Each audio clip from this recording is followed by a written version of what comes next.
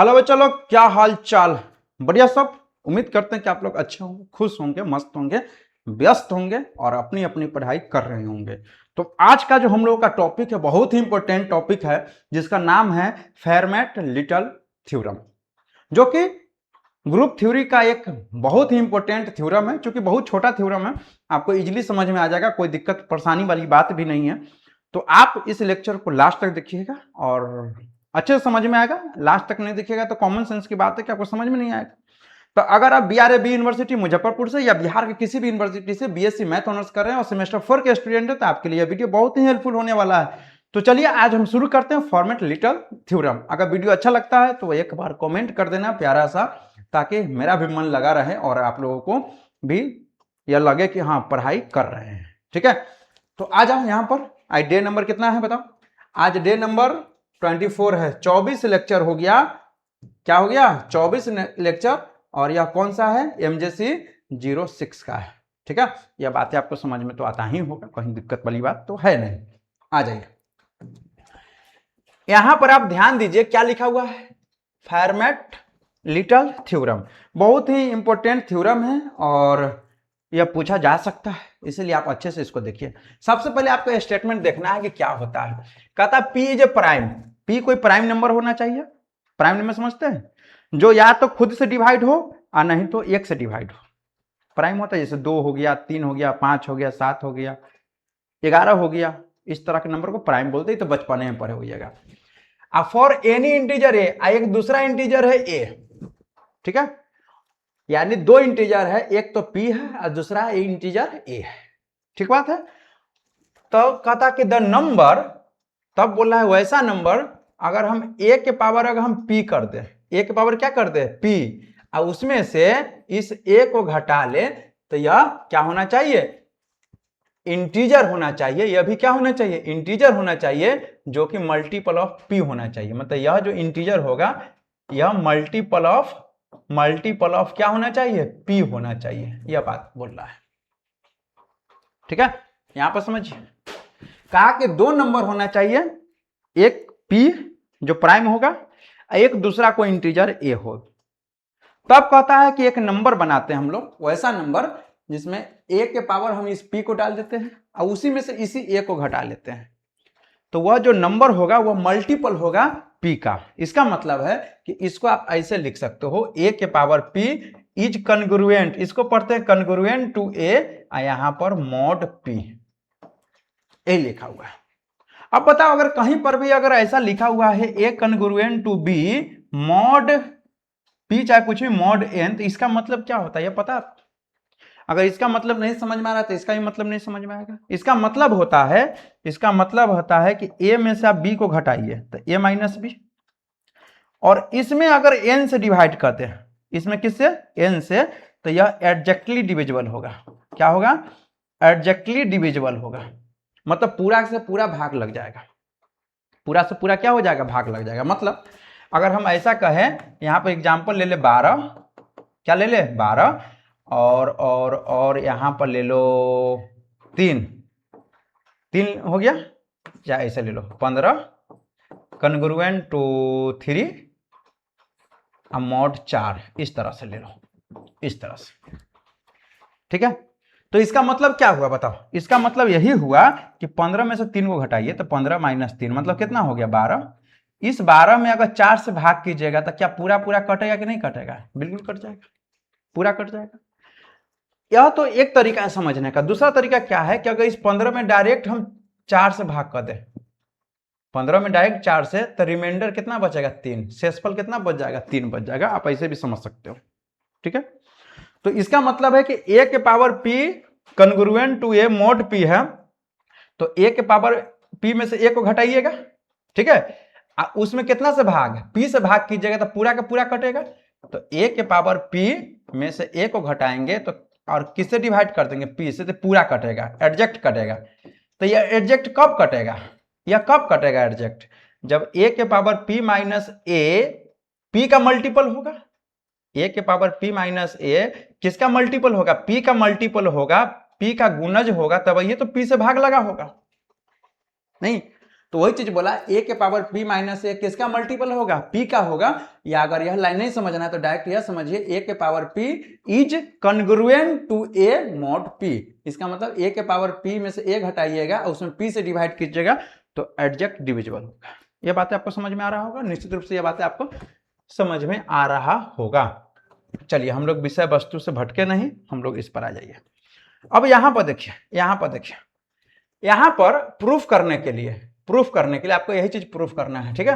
तो यहां पर प्रूफ करने के लिए यहां से हम ले लेते हैं x1 प्लस x2 पावर में p। बाइनोमियल थ्योरम पढ़े होइएगा। तो क्या होता है बाइनोमियल थ्योरम, यहाँ पर x1 है तो x1 के पावर में डायरेक्ट आप p कर दीजिए, यह वाला p ऊपर हो गया p। उसके बाद आपको लिखना है pc1। क्या लिखना है, pc1 पहला का के पावर में यह 1 और दूसरा के पावर में घटा के तो p माइनस 1, फिर प्लस pc1 हो गया। अब क्या लिखेंगे pc2, पहला का है x1 इसके पावर में p, इसके नीचे में क्या है 2 है तो 2 लिख दीजिए, ठीक है।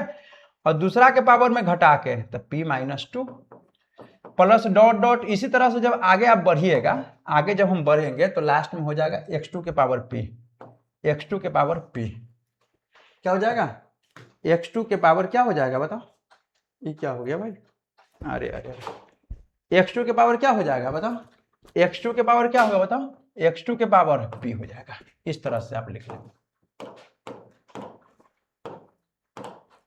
ठीक है। x2 के पावर क्या हो जाएगा, p हो जाएगा। बाइनोमियल थ्योरम ऐसा ही होता है, नहीं होता। देखो इस x1 के पावर p लिखेंगे प्लस ऊपर p है तो pc1, फिर दूसरा में pc2, लास्ट में खत्म pcn होता है लास्ट में, क्योंकि उसका काम नहीं छोड़ दिया। शुरू में x1 तो x1 के पावर में ये वाला नीचे जो रहेगा 1 वो दीजिएगा, x2 के पावर में क्या देंगे p में से 1 घटा के, फिर उसी तरह से x1 लिखे तो जो नीचे है 2 वो लिखे हैं, x2 के पावर में p माइनस 2 लिखे हैं, और लास्ट में केवल x2 के पावर p हो जाएगा। शुरू में यह x1 के पावर p हो जाता है, लास्ट में x2 के पावर p हो जाता है। बोलो यह बातें समझ में आया, बिल्कुल आया होगा। अब इसको थोड़ा सा और सॉल्व करने का हम कोशिश करें तो यहाँ पर हो जाएगा x1 के पावर p, स्मॉल p है, ध्यान रखिएगा सब क्या है स्मॉल p है, सब क्या है ऊपर डंटी निकाल देते हैं, सब क्या है बताओ स्मॉल p है, ठीक है। x1 के पावर p है।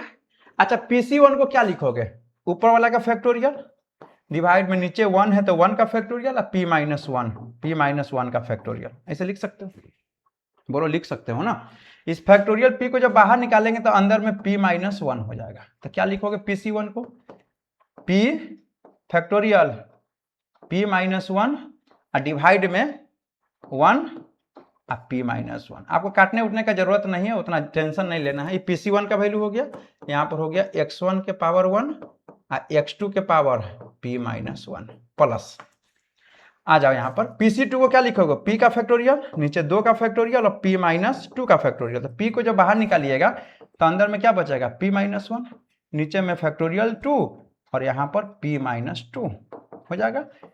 यहाँ पर जैसे है x1 का स्क्वायर x2 पावर में p माइनस 2 डॉट डॉट और लास्ट में जैसे है x2 के पावर p हो जाएगा।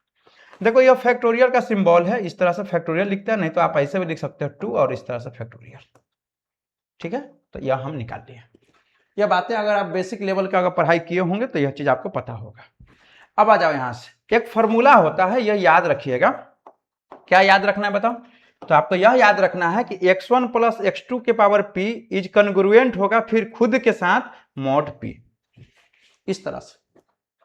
यानी 2 नंबर है, पावर में p जो होगा वो खुद के साथ कॉन्ग्रुएंट होगा और जो पावर होगा वो मॉड p हो जाएगा। यही बात है, यह फॉर्मूला आपको याद रखना पड़ेगा तब ये समझ में आएगा। चलो यहाँ पर क्या है बताओ, x1 प्लस x2 पावर में p कॉन्ग्रुएंट। देखो x1 प्लस x2 के पावर p है, यह वाला यहाँ हम वैल्यू पुट कर देते हैं, यह वाला पूरा क्या है बताओ, तो x1 के power p plus p factorial p minus 1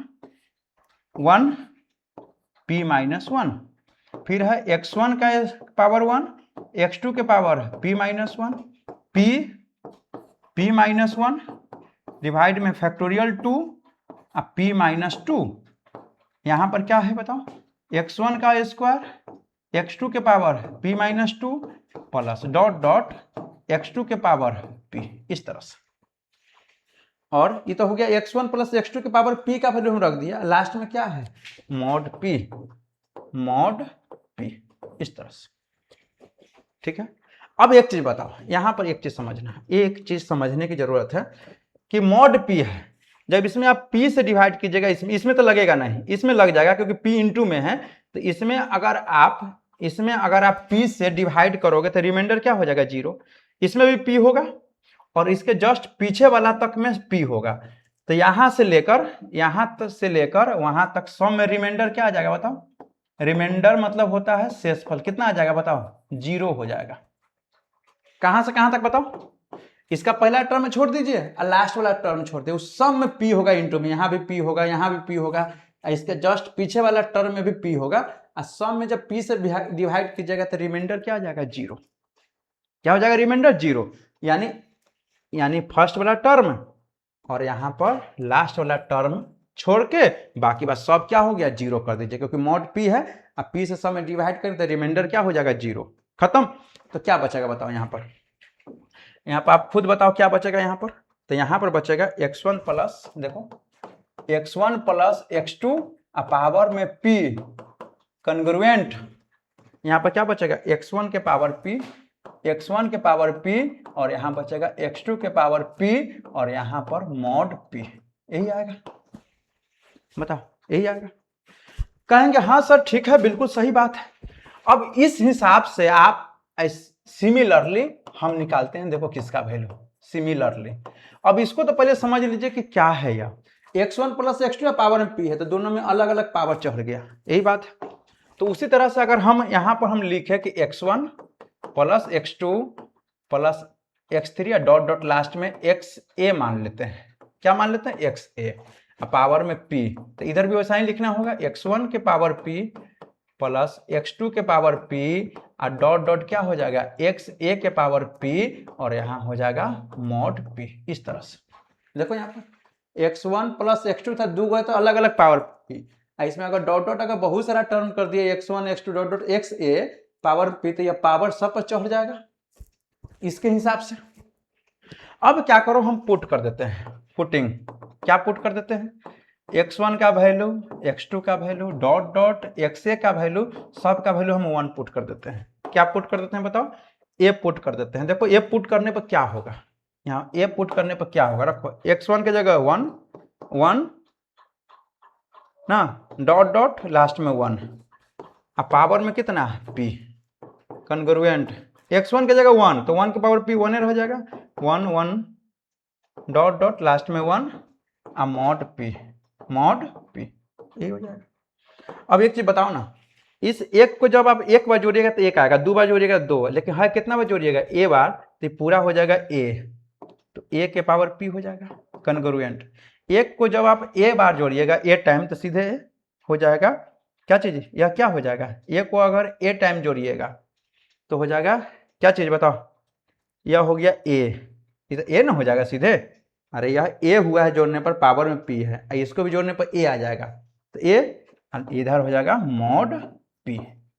और यही तो हमको लगता है कि प्रूफ करना था आपको, इसी को क्या करना था, प्रूव्ड करना था। देखो a के power p congruent to a mod p, a के power p congruent to a mod p, यही चीज आपको प्रूफ करना था, है ना।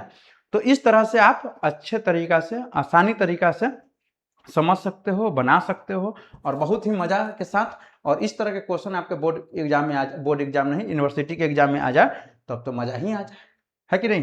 तो इसको अच्छे से बनाइएगा, और छोटा थ्योरम है, आप इसको बताइए कैसा लगा वीडियो, और कमेंट जरूर कीजिएगा, आपके कमेंट का इंतजार रहेगा।